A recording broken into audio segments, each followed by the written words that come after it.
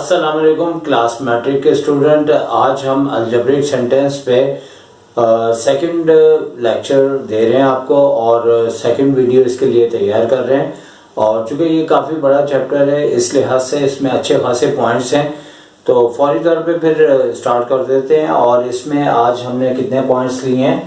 8 points लिए हैं। और याद रहे तमाम स्टूडेंट्स देखने वाले कि हम एक जैसे टॉपिक्स से एक वीडियो तैयार करते हैं ताकि उसे हर एंगल से हर तरह से आपके सामने कंप्लीट कर दें। तो सबसे पहले एमसीक्यूज है, इसमें आपको क्या बोला हुआ है कि इसमें हमें ax plus B equals to 0 या फिर हमने इसे कहा है 4x प्लस 3 इक्वल्स टू 0 देन डैश इक्वेशन। अब याद आपने ये रखना है कि इस तरह या फिर इस तरह से कोई भी इक्वेशन दी जाए, हमारे पास इक्वेशन 2 टाइप की या 3 टाइप्स की भी होती हैं, लेकिन मैट्रिक क्लास में 2 टाइप्स की इक्वेशन दी जाती हैं, एक लीनियर इक्वेशन और दूसरी क्वाड्रेटिक। लीनियर इक्वेशन का मालूम करने का तरीका ये होता है कि हमारे इक्वेशन के अंदर जो हमें वेरिएबल दिया होता है तो ओरिजिनल वेरिएबल याद रखें x, y, z होते हैं। कई जगह a, b, c भी बन जाते हैं, लेकिन ओरिजिनल वेरिएबल्स यानी कि इक्वेशन के अंदर a, b, c कांस्टेंट की जगह लेते हैं, लेकिन आपके x, y, z original variables कहलाते हैं जो कि कोफिशिएंट या कांस्टेंट को रिप्रेजेंट नहीं कर रहे होते। तो यहाँ पे जैसे x की पावर 1 है तो इसका मतलब है कि ये लीनियर इक्वेशन कहलाएगी। और जैसे कि हमने आगे भी पॉइंट्स लिया हुआ है जैसे ax²। अच्छा, इसकी बात अगर हम करें तो यहाँ पे हमने 2 अंदाज से इसलिए लिख के दिया है कि एक इक्वेशन की स्टैंडर्ड फॉर्म होती है और एक उससे रिलेटेड आपको कोई इक्वेशन बना के दी जाती है, तो ये इसकी स्टैंडर्ड फॉर्म है ax प्लस बी। अब यहाँ पे आपने ये नहीं कहना कि भाई a और b भी वेरिएबल है, इसमें ओरिजिनल वेरिएबल x है और इसकी पावर 1 है और यहाँ पे भी ऐसा ही है। तो इसका मतलब ये हुआ कि इसका आंसर क्या होगा? Linear equation. तो फर्स्ट एमसीक्यूज का जो आंसर है वो आपके पास क्या आ जाएगा? Linear equation. तो लीनियर इक्वेशन हमारे पास वो होती है जिसमें उसकी पावर x की या x की जगह y भी हो सकता है 1 हो। अब फौरी तौर पे दूसरी एमसीक्यूज के ऊपर बात करते हैं, बिल्कुल उसी जैसी है लेकिन वहाँ लीनियर है, यहाँ पे क्वाड्रेटिक इक्वेशन है। तो ax² plus bx plus c equals to 0 ये क्वाड्रेटिक इक्वेशन है और ये इसकी स्टैंडर्ड फॉर्म है। एक पॉइंट्स में यहाँ पे लिखना भूल गया था और वो यही था कि अगर ax² plus bx plus c equals to 0 देने के बाद ये कहते हैं कि ये इसकी कौन सी फॉर्म है, तो स्टैंडर्ड फॉर्म है। स्टैंडर्ड फॉर्म इस लिहाज से कहलाती है कि x की पावर सबसे बड़ी यानी कि 2 सबसे पहले लिखी जाएगी और उसके बाद x की पावर 1 और लास्ट में x की पावर 0 या दूसरे अल्फाज में सिर्फ कांस्टेंट टर्म। तो इस सूरत में ये फॉर्म हमारे पास स्टैंडर्ड फॉर्म कहलाती है। तो ये पॉइंट मैंने यहाँ लिखना भूल गया था, आप नोट कर लें। अगर आपको इस तरह देके आपसे बोले ये कौन सी फॉर्म है तो ये स्टैंडर्ड फॉर्म है। और यहाँ जो बात कही जा रही है वो ये कही जा रही है कि या तो इक्वेशन इस तरह से होगी, क्योंकि आपको समझाना है, मुश्किल में नहीं डालना है, इसीलिए मैंने और करके। एग्जाम में ऐसा नहीं है कि ये इक्वेशन देने के बाद और करके ये भी दें। एग्जाम में ऐसे भी हो सकता है या फिर ऐसे भी हो सकता है, लेकिन बीच में और नहीं हो सकता। लेकिन वो कहते हैं ना, एक तीर से 2 शिकार। अब मैं 2 एमसीक्यूज के पॉइंट बनाता, उसके बजाय मैंने एक ही बनाया है, एक ये वाला है और एक ये वाला, दोनों को एक साथ मिला दिया है, बीच में और है। ये भी हमारे पास क्वाड्रेटिक इक्वेशन कहलाएगी जो कि x की पावर 2 है, यानी जो सबसे बड़ी पावर वही उसकी इक्वेशन कहलाएगी। और यहाँ पे हमने सिर्फ ये फर्क किया है कि a, b, c basically coefficients कहलाते हैं इन वेरिएबल्स के, x² का कोफिशिएंट, x का कोफिशिएंट। लेकिन ये भी हमारे पास क्वाड्रेटिक इक्वेशन कहलाएगी, ये भी क्वाड्रेटिक कहलाएगी जैसे कि हमने ऊपर बात की। तो इसका आंसर क्या होगा? नंबर 2 का हमारे पास आंसर हो जाएगा। तो क्वाड्रेटिक इक्वेशन ही हम यहाँ पे लिखेंगे क्योंकि बेसिकली इक्वेशन वहाँ खुद लिख दिया गया है, इसलिए कोई ज़रूरत नहीं है। अब बात करते हैं नंबर 3 और 4 को एक साथ लेके, और वो इस तरह से कि दोनों में बात एक ही पूछी हुई है, the exponent of a linear equation is dash. और नंबर 4 में कहा हुआ है the exponent of a quadratic equation is dash.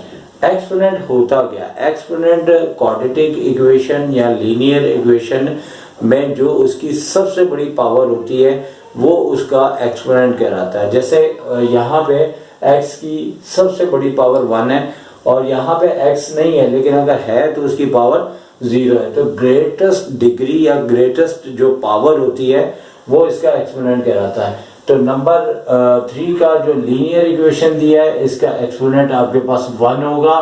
और उसके बाद नंबर 4 बिल्कुल उसी तरह the exponent of quadratic equation. तो क्वाड्रेटिक इक्वेशन में x की सबसे बड़ी पावर 2 होती है, तो वही इसका एक्सपोनेंट कहलाता है। तो लिहाजा लीनियर का आंसर आपके पास 1 और क्वाड्रेटिक का आंसर आपके पास 2 हो गया।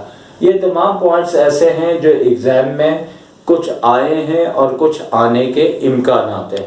ये एक मुकम्मल तैयारी है, तो तमाम स्टूडेंट ये अच्छी तरह से बात सुन लें कि ये एग्जाम के अगर आखिरी दिनों में आप ये सारी वीडियोस हमारी देखेंगे तो आपको सब मिक्स हो जाएगा। बेहतरीन तैयारी करनी है।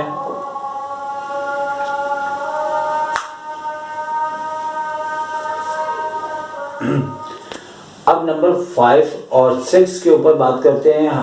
तमाम एमसीक्यूज इस तरह हैं यहाँ से।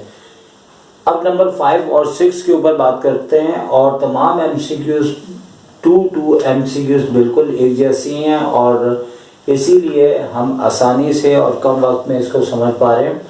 नंबर 5 और नंबर 6 दोनों को कंबाइन देखें तो जिस तरह नंबर 3 और 4 में नंबर 1 और 2 से रिलेटेड बात थी, इसी तरह नंबर 5 और 6 में the roots of linear equation is dash. नंबर 6 में the roots of quadratic equation is dash.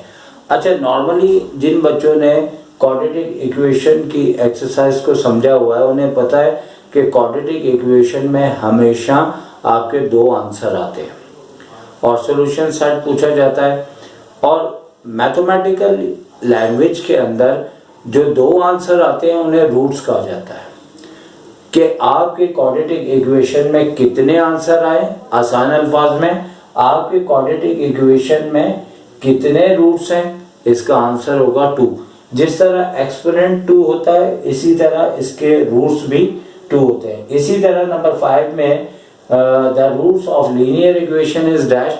तो लीनियर इक्वेशन का रूट आपके पास 1 होगा और क्वाड्रेटिक का रूट आपका जो है वो 2 होगा। तो बिल्कुल ऊपर की तरह हम डिस्कस कर रहे हैं, 2 पॉइंट्स एक साथ ले रहे हैं।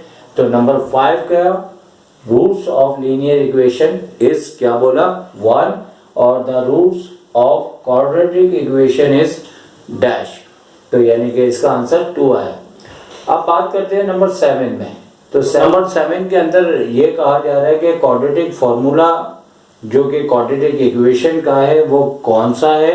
तो अगर हमें कोई वेरिएबल को मेंशन ना किया जाए तो अंडरस्टूड जिस तरह के बुक में लिखा हुआ है, जैसे कि नंबर 7 है तो नॉर्मली या तो आपको क्वाड्रेटिक इक्वेशन दी जाएगी या फिर आपको अगर इस तरह से बोला जाता है तो अंडरस्टूड जो आपकी टेक्स्ट बुक के अंदर फॉर्मूला है हम लिख देंगे x minus B plus minus, जो कि आपको ये फॉर्मूला याद रखना पड़ेगा,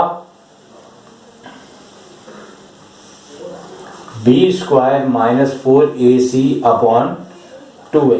तो ये फॉर्मूला आपको याद रखना पड़ेगा जो कि क्वाड्रेटिक फॉर्मूला है, जो कि किसका है, क्वाड्रेटिक इक्वेशन का है। अगर क्वाड्रेटिक इक्वेशन आपको चेंज करके दे दी जाए, यानी उसका वेरिएबल x की जगह y कर दिया जाए या z कर दिया जाए या k कर दिया जाए, तो यहाँ x की जगह वही वेरिएबल आ जाएगा जो कि मेन आपके क्वाड्रेटिक इक्वेशन में वेरिएबल नजर आएगा।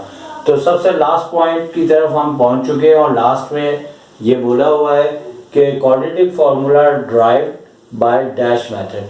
अब क्वाड्रेटिक फार्मूला असल में कैसे बना है, कौन से तरीके से बना है, तो हमारे पास कोई भी क्वाड्रेटिक इक्वेशन सॉल्व करे तो उसके 3 मेथड होते हैं। एक तो फैक्टराइजेशन, एक क्वाड्रेटिक फार्मूला और एक कंप्लीटिंग स्क्वायर। तो क्वाड्रेटिक फार्मूला जो है वो ड्राइव हुआ है कंप्लीटिंग स्क्वायर मेथड से। तो कौन से मेथड, कंप्लीटिंग स्क्वायर। अब चूंकि हमें ख्याल रखना है अगर वहां पे मेथड लिख दिया हुआ है तो हमें मेथड को अगेन नहीं लिखना, जब भी बोर्ड में एमसीक्यूज आती है तो डबलिंग नहीं करनी। अगर मेथड मौजूद है तो ऑप्शन के अंदर आपने नहीं लिखना, या फिर जो ऑप्शन होगा उसमें आपको मौजूद ही नहीं होगा, मेथड अगेन नहीं यूज हो रहा होगा। तो इस तरीके से हमारे 8 पॉइंट आज हमने आपकी खिदमत में पेश किए हैं, और ये अलजेब्रिक सेंटेंस के लिहाज से आपकी सेकंड वीडियोस थी, और मज़ीद इसके ऊपर मेरा ख्याल है कि 2 वीडियोस और बन सकती हैं, तो इंशाल्लाह वो भी आपकी खिदमत में पेश कर दी जाएंगी। एक तो लाजमी बनेगी, मे भी हो सकता है 2 और बन जाए, तो जो भी होगा आपके सामने होगा। हमें बोर्ड के लिहाज से हर लिहाज से कवर करना है, तो सर शायद को इजाज़त दीजिए। टेक केयर, अल्लाह हाफिज़।